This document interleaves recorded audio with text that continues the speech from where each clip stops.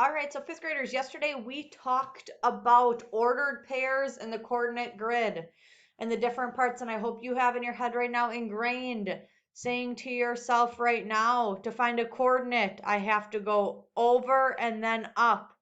So X and then Y, that's your ultimate goal when you are doing this. So we are going to do our puzzled penguin today as our project. So I asked to name the location of the fourth point that would form a square when the points are connected by line segments. Remember, line segments are from here to here. This is a line segment.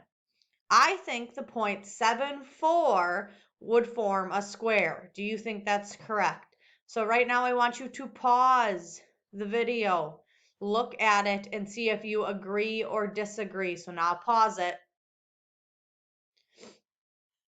All right, so now that you're coming back, I hope that you have paused this and you have said to yourself, 7, 4, we know X, Y. If I go over 7 and up 4, that puts me to this point right here. We know that is not where the square would be completed.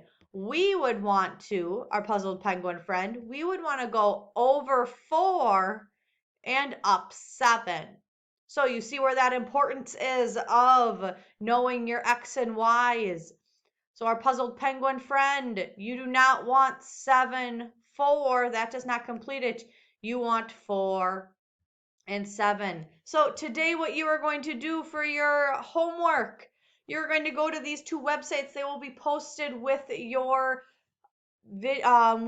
part to look at. You are going to click on them and you are going to play the games that are on there. Okay, those are your jobs for the day. Enjoy. Make sure you remember in your head X, Y, over, and then up. Good luck, fifth graders.